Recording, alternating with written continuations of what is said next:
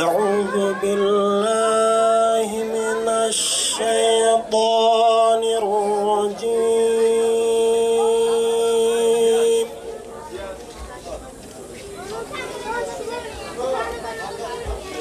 بسم الله الرحمن الرحيم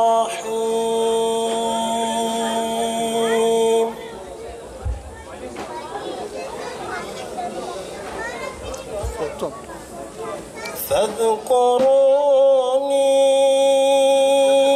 أذكركم واشكروا لي ولا تكفرون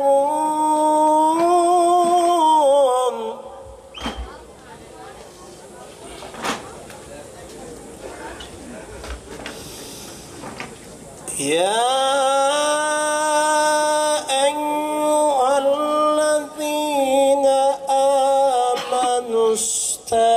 استعينوا بالصبر والصلاة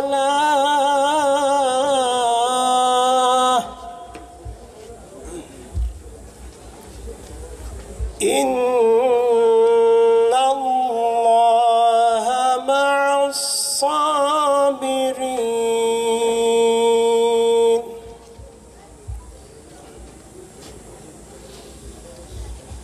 ولا تقولوا لمن يقتل في سبيل الله أموات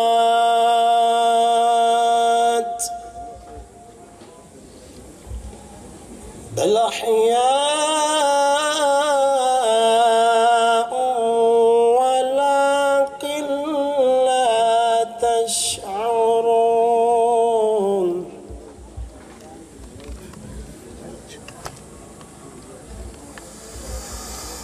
ولا تقولوا لمن يقتل في سبيل الله أموات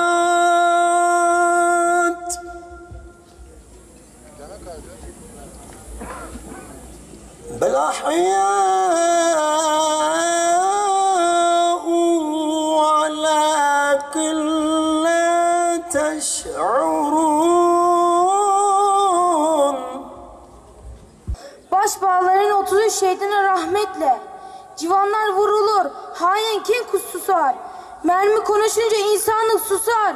Dağın yamacında kasır gezer. Hainler gülerken ağlar başbağlar. Yaralı yüreği dağlar başbağlar. Damardan akar da kan oluk oluk. Gönül yas içinde benizler soluk. Mümine bayramdır hakka yolculuk. Hainler gülerken ağlar başbağlar. Yaralı yüreği dağlar başbağlar. Yaşadığımız bu katliam üzerinden 24 yıl geçmesine rağmen Başbağlar Köyü mazlumları hala yitirilen haklarının, kaybedilmiş canların kanları yerde kalmaması için, bu katliamın sorumlularının adalet önünde hesap vermeleri için hukuku mücadelesini bugüne kadar meşru zeminlerde devam ettirmiştir. Olaydan sonra Erzincan DGM'de açılan 4 duruşma sonucu güvenlik gerekçesiyle İzmir DGM'ye alınmış 24 duruşma sonunda tutuklu sanıklar tahliye olarak dava takipsizlikle sonuçlanmıştır. Duruşmalara katılan başbağlar mağdurları birçok duruşmada mahkeme heyeti tarafından azarlanmış, salondan defalarca çıkarılmış olup adeta sanık muamelesi görülmüştür. Başbağlar Köyü uğramış olduğu bu bütün haksızlıklara rağmen 23. dönem Büyük Millet Meclisi'nde kurulan İnsan Hakları Komisyonu'nda, daha sonra da 11. Cumhurbaşkanımız tarafının talimatıyla Devlet Denetleme Kurulu'nca birleştirilmesi öngörülen Başbağlar ve Sivas davası ile ilgili komisyona bizzat heyetimizle katılarak olayla ilgili bilgi, belgeleri Devlet Denetleme Kurulu'nun inceleme heyetine sunduk. Ne yazık ki Sivas davası hakkında rapor hazırlayan Devlet Denetleme Kurulu, Başbağlar davası ile ilgili bir rapor dahi hazırlamadığı gibi tarih sırasıyla teröristlerin katliam yaptıkları yere bırakılan bildiride açıkça yazılmasına rağmen Başbağlar katliamı Sivas olayının sonucu olmasına karşılık Başbağlar katliamı devlet denetleme raporunda bir satır dahi yer almamıştır. Bu kadar çifte standartlı tutumu anlamakta güçlük çekerken bizleri, davamızı, başbağlarımızı adaletsizliğe mahkum eden zihniyetlerin bugün ihanet içerisinde milletin huzurunda, devletimizin karşısında hesap verdiğine şahit oluyoruz. Bahsi geçen paralel örgüt insanlarının Türkiye'mizde yapılan ve yapılması planlanan tüm faili meşhurlerin kılavuzluğunu yaptığı ortaya çıkmıştır. Başbağlar davamızda ülkemiz üzerinde hain emelleri olan tüm terör örgütleri gruplarının ortak bir projesiyle katliam yapıldığını ve davanın kapatıldığını kanaat ederek davanın tekrardan adalet mekanizmasına dahil edilmesini Yüce Türk yargısından talep ediyoruz. Yaşadığımız bu haksızlıklara sivil toplum kuruluşları, basın yayın kuruluşları ve diğer toplum kesimleri yeterli tepki göstermemiştir. Başbağlar katliamı Türkiye'nin hala kanayan yarası olmaya devam etmektedir. Hainlere karşı mazlumların hakkını korumadığı sürece bu ve benzeri faili meşhurlar olacaktır. Başbağlar, bölücü terör örgütü ile onu maşa olarak kullananların ve onların ortaklarının beraberce gerçekleştirdikleri bir katliamdır. Dışarıda düşmanların, içeride hainlerin bu aziz millete karşı giriştiği bölme projesinin ilk basamağıdır. Ancak bu proje daha ilk hamlesinde burada gördüğünüz başbağlarlı, cesur yürekli insanlar tarafından akamete uğratılmıştır. Çünkü o hainler bu toprakları istediler. Başbağlarlılar inadına bu köyde yaşamaya devam ettiler. Onlar bayrağımıza göz diktiler. Başbağlarlılar burada gönderden ay yıldızı eksik etmediler. Güvenlik güçlerimizin karşısına çıkamayan zavallılar bu köyde masum sivil insanları hedef aldılar. Ancak karşılarında vatanın kutsal bir toprak olduğunu bize öğreten bu yiğit insanların metaneti ve cesaretiyle karşılaştılar. O nedenle şu anda şehadet makamı ile cennette olan şehitlerimize, gazilerimize ve bu köy halkına minnet borçluyuz. Bu minnetle biliyoruz ki başbağlar ortak acımızdır, yasımızdır. Bu acılara rağmen mertçe bir duruşla terk edilmeyen başbağlar korkusuzluk demektir. Başbağlar milli onurumuzdur. Başbağlar vatan demektir. Bu duygu ve düşüncelerle şehitlerimize Allah'tan rahmet diliyor. Gerek burada, gerek gurbette yaşayan başbağlarlı hemşehrilerime sabrı cemil diliyor. Tüm konuklarımı saygılarımla selamlıyorum.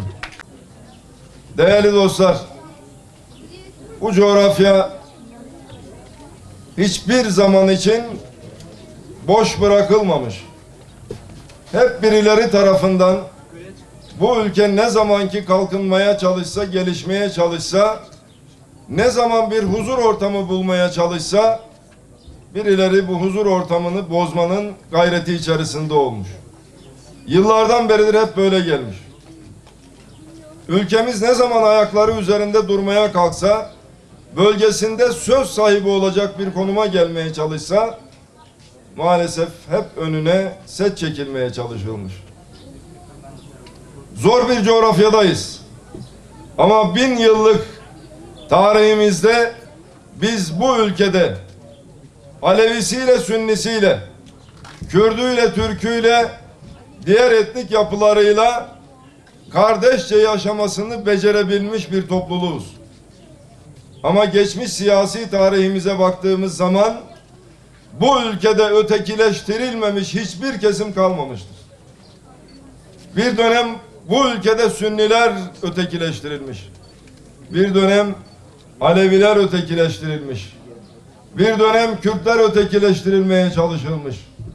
Ve bu ötekileştirme anlayışıyla en hassas duyguları harekete geçirilerek milletimiz birbirine kırdırılmaya çalışılmış.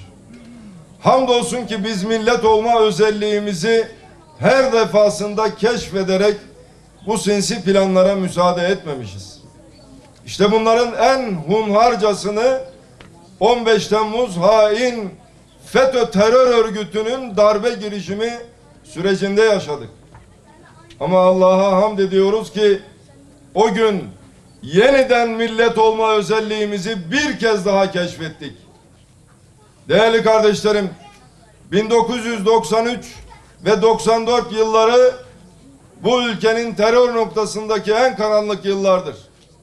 Özellikle 1993 yılı, biraz önce Hüdapar Genel Başkanlığı'nda ifade ettiği gibi 2 Temmuz'dan bir yıl önce Silvan'da başlayan, arkasından Sivas, arkasından Başbağlar ve yine 1993 25 Ekim tarihinde Erzurum'un Hasinler ilçesine bağlı bir köyde mevlid okutulduğu esnada köy basılarak oradaki insanlarımız 6 kişi evde katledildi.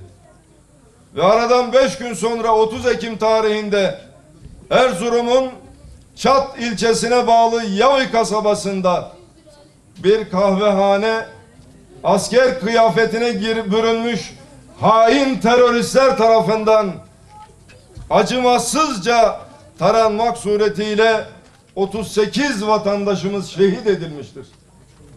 50 tane vatandaşımız da yaralanmıştır. Bunlar hepsi 93 yılında birkaç ay içerisinde peş peşe yaşanan hadiselerdir. Bütün bunları yapan kimlerdir? Vatan hainleridir. 15 Temmuz'u yapmaya kalkışan vatan hainlerinin bir parçasıdır bunlar. Bu ülkeyi asla kalkınmasını istemeyenlerdir. Bu ülkenin kardeşliğini hazmedemeyenlerdir. Bu ülkede Kürtlerle Türklerin birlikte yaşamasını hazmedemeyenlerdir. Bu coğrafyada Alevilerle Sünnilerin kardeşçe yaşamasını hazmedemeyenlerdir. Başbağların şehitleri devletimizin, milletimizin onurudur, şerefidir. Bu toprak ülkemizde bundan 24 yıl önce sadece 3 gün arayla bu topraklarda 2 büyük acı yaşanmıştır. 2 Temmuz'da Madımak'ta yanan canlar bizim canımızdı. 5 Temmuz'da bu topraklarda akan kan bizim kanımızdı. O gün bu katliamı yapan eller aynı ellerdi. Aynı amaca hizmet ediyorlardı. Dolayısıyla millet olarak bir şeyin farkına varıyoruz. 2 Temmuz'da Madımak'ta, 5 Temmuz'da Başbağlar'da, geçen sene 15 Temmuz'da yapılan hain darbe girişimi milletimizin kardeşliğine, devletimizin varlığına ve bekasına yöneliktir. Allah'a çok şükür milletimiz bu 3 saldırıyı da büyük bir basiretle, dirayetle, kararlılıkla karşı durmuştur, göğsünü siper etmiştir. Bugün burada siyasi parti ayrımı gözetmeksizin Başbağlar'da verdiğimiz canlara yanıyorsak bu hainler amacına ulaşamamış demektir. Yine sözlerimin başında unutmadan buraya gelirken Cumhurbaşkanımız Sayın Recep Tayyip Erdoğan'ın da selamlarını ve taziyelerini getirdik. Yine Başbakanımız Sayın Binali Yıldırım'ın da burada özellikle selamlarını ve taziyelerini getirdik. Bu hainler ve onlara uşak olarak, taşeron olarak kullanılan şer odakları bu ülke üzerinde hain emellerine Allah'ın izniyle ulaşamayacaktır. Bu katliamı düzenleyenler bizi birbirimizden ayrıştırmaya çalıştılar. Ama şükürler olsun ki kutuplaşmayı, ayrışmayı, çatışmayı başaramadılar. Dolayısıyla bundan sonra da inşallah başaramayacaklar. Başbağlar hepimizin acısıdır. Madımak Oteli de hepimizin acısıdır. Acıları yarıştırarak bir yere varamayız. Acılarından dökülen gözyaşlarının rengi yoktur. Biz birbirimizi ötekileştirerek, birbirimizi düşmanlaştırarak değil, birbirimizi kucaklaşarak, birbirimizle kucaklaşarak, birbirimize sarılarak, hep birlikte Türkiye olarak inşallah bu katliamların arkasındaki güçleri de hüsrana uğratacağız. Ülkemizin birliğine, beraberliğine kasteden alçaklar var. PKK var, FETÖ var, DAEŞ var, DAEŞ-KPC var. Ülkemiz son yıllarda birden fazla terör örgütünün saldırılarına maruz kalmıştır. Tek tek bize, birliğimize, kardeşliğimize zarar veremeyenler şimdi şerde birlik olup saldırma yolunu seçtiler. 1000 yıllık kardeşlik hukukumuzu bozmak isteyenler ne yaparlarsa yapsınlar, hangi alçak yöntemlere başvururlarsa vursunlar, başarısızlığa mahkum olacaklardır. Ülkemizin kardeşlik hukukunu, kardeşlik ruhunu, vatandaşlık hukukunu bozmaya muvaffak olamayacaklardır. Buradan bu ülke üzerinde ayrılıkçı, yıkıcı emelleri olan mihraklara sesleniyorum. Bu ülkeyi bölemeyeceksiniz. Kardeşliğimizi parçalayamayacaksınız. Birbirimizi Allah'ın izniyle ötekileştiremeyeceksiniz.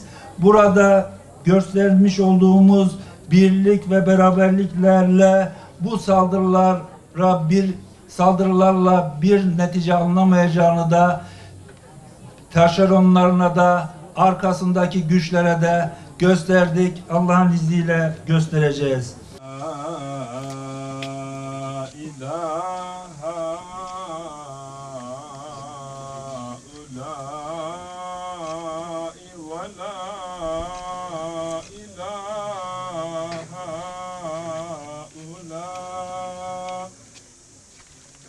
واعف عنا يا رحيم واعف عنا يا كريم وتب علينا يا مولانا بفضلك وكرمك يا أكرم الأكرمين ويا أرحم الراحمين. اللهم أعزنا بعزة القرآن، اللهم شرفنا بشرافة القرآن، اللهم ألبسنا بخلعة القرآن، اللهم أوصل مثل ثواب ما قرأناه ونور ما تلوناه إلى روح سيدنا محمد صلى الله تعالى عليه وسلم وإلى أرواح سائر الأنبياء العظام ورسل الكرام عليهم أفضل الصلاة وأكمل السلام وإلى أرواح آلهم وأولادهم وأزواجهم وأصحابهم وأتباعهم وجميع ذرياتهم رضوان الله تعالى عليهم أجمعين.